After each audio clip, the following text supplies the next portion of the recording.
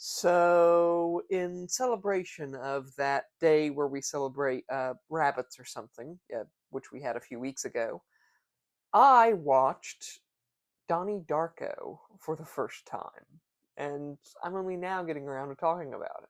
Because if we're being totally honest, it's taken me this long to collect my thoughts on the subject. Because Donnie Darko is a bonkers movie.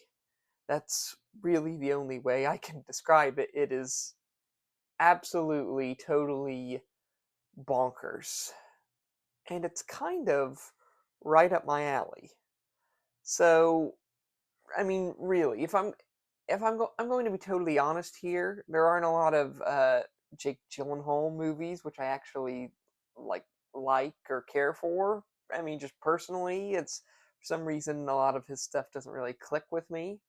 That said, from the start of this movie, I was kind of enthralled. I mean, at first I thought it was kind of a comedy.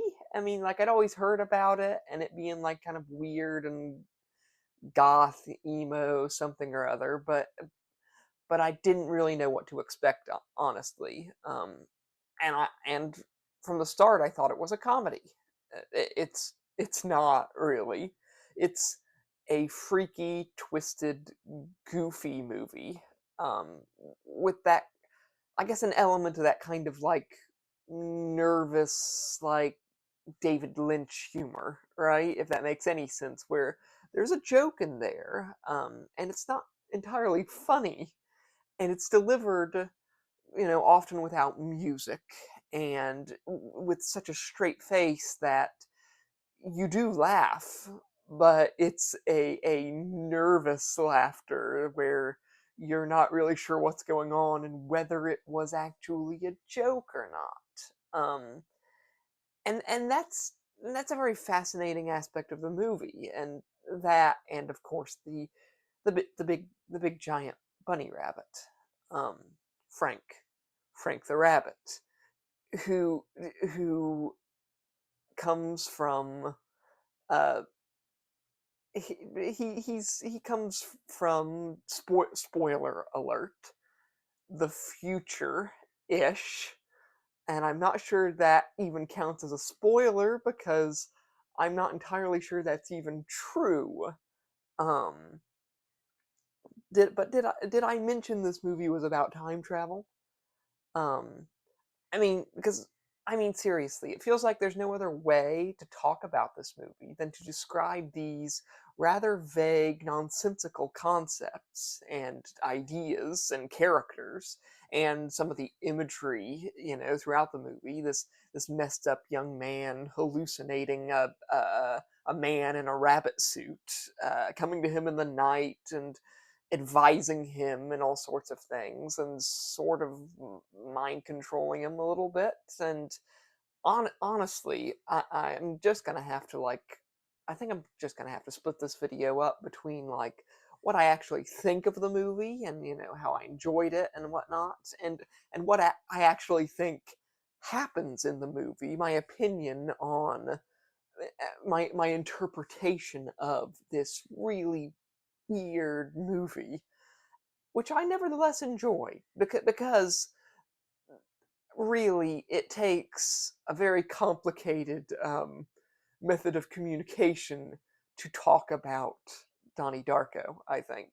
Because for starters, like for me, the like in this sort of, for the no spoiler explanation of the movie, I'll just say that it deals with some serious stuff, like some effed up like depression and anxieties, and Donnie, he suffers in this movie, and he's actually very well acted. I think he comes across as exactly what you'd expect, a nervous, irritable, depressed young man who is uh, in a bad way, right? And he's not the only one suffering, but sort of the horrors of his own mind and his own depression and paranoia really do sort of they serve as the sort of crux of the movie, and they sort of center its themes in a way. I I can't say I relate necessarily, but I think I can sympathize, and I think it all grounds the movie in a way. It makes you stop and think about every little thing that happens, every little weird thing that happens in this movie. It's wild and bizarre and kind of horrific. Um, Frankly, you're constantly waiting as this quirky school drama plays out. You're just sort of waiting for everything to explode. It for a very long time. I was almost waiting for a jump scare or something. That's sort of the feeling of tension that this movie creates. And t- to be honest, in the first few minutes of the movie, I was a little bored. I didn't really understand what they were going for at first. Back when I still thought it was kind of a comedy, um, but like a wound, the movie sort of festers and it grows and it works its way inside, like deep into your mind and your heart, and I think it's a very interesting thing. It's very moving in a way, and it helps that the soundtrack really sets the mood. Uh, we've got Tears for Fear songs and like Echo and the Bunnymen, and with Echo and the Bunnymen, of course, is fun because Bunny and all. So yeah, between that and the sort of ghosts and hallucinations and the time travel, I mean, of course, I love the movie, right? I mean, by this point, you should probably have expected that from me. It is a movie that doesn't make a lot of sense at first, especially to a casual viewer. But I love it. I really do. I'm was absolutely thrilled to watch it and see that it was actually good. Um, as for what I think actually happens in the movie, spoilers. All right, so like spoiler alert. At least this is the part of the video where I kind of like to speak to those who've already seen the movie and or those who don't really mind a healthy dose of foreknowledge regarding the movie. And even so, let me tell you that I don't even think knowing the plot, knowing what happens in the movie, anything that happens in the movie, makes it any easier to understand. Um, and it certainly does not compare to actually seeing the movie itself. Um, but I'll I'll give I'll give it a shot. I'll try to explain what I think happens. So Donnie Darko was supposed to die as a result of nothing more than a paradox in time and space. It's a funny little paradox as it happens, which cannot exist without the intervention of ghosts and aliens and or possibly angels or God. Um, yeah, that's a whole other can of worms. But Donnie Darko, a troubled teen, was going to die in his room, crushed by the fuselage of a plane, fallen from the sky without a trace, inexplicably. But in that moment, Donnie Darko enters an alternate reality, a parallel broken reality, a split off the real world. He is lured away from the scene of his death by Frank the Rabbit, a ghost living in death, only so that he can sort of correct a mistake, correct the break in the timeline, so he can kind of teach Donnie Darko how to fix this corrupted reality. And that in itself is a paradox, right? Because, as I said, Frank is the one who saves Donnie and therefore creates this corrupted reality, which is feasting on the real world and sort of ripping it all to pieces. And that is because I think that Frank, for whatever reason, wanted to give Donnie Darko a life before he died. Donnie was meant to die, but he was going to die a lonely, depressed kid who had never had the chance to love or be loved. He didn't really feel like he had ever done anything of value in his life. And he had nothing to live for and nothing to die for. So he was going to end his life alone. So Frank, this timeless spirit, a ghost who, because, esotericism, ghosts exist outside of time, something, something, he comes along and gives Donnie the chance to live precisely 28 days, 6 hours, 42 minutes, and 12 seconds of life.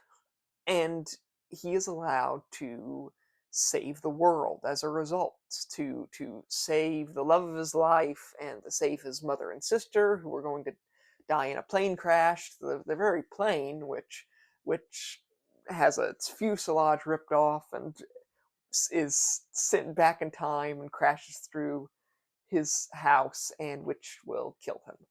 Um, but in so doing the time travel, he yeah, rips the plane fuselage and sends it back in time to, yeah, to to to therefore, tie the paradox up and make it perfectly confusing and nonsensical. Um, but he saves everyone as a result of studying this book, which teaches him about the philosophy of time travel and teaches him how to travel back in time, sort of. And Frank is there to help him along the way. Um, because the broken timeline in which Donnie lived was going to destroy the real world. At least that's my interpretation of things. And uh, and you know what? He also manages not only to save, his family and the girl he fell in love with, but he also manages to save Frank as well, because Frank was Donnie's sister's boyfriend, right? Just a guy, a human man who Donnie uh, kills. It's a whole thing, which I'm not going to get into now. Again, watch the movie. I honestly cannot explain it any better than this frantic, deranged rambling that I've done right now. Uh, and yeah. So if I explained everything, absolutely everything in the movie, it still wouldn't make any more sense. And that is kind of the point. Donnie Darko is a dream. It's a nightmare. It's Donnie's frantic last moments before he dies. It's borderline Jacob's Ladder territory, almost. It's just the absolute seconds before annihilation. But there's a kind of insane beauty to it. This wild, surreal wonder in it all. How it almost makes no sense logically and a great deal of sense spiritually, personally. It tells a very fascinating story, and there's a lot of interesting stuff in there. And I promise you this, if nothing else, the video game Life is Strange would not exist without this movie. What with all the time travel and the ghosts and the chaos theory and bizarro worlds and nightmares and visions and parallel realities. You know, it's yeah, Life is Strange. It's Life is Strange the movie, starring Jake Gyllenhaal. Um, so yeah, if you want to hear any more unhinged ramblings, be sure to like and subscribe. I talk about this sort of stuff a lot. I'm also a writer, struggling to make it in such a profession, and yeah, um, yeah, like and subscribe, or a one-eyed robot will come for you and whisper horrors in your ear. Horrors.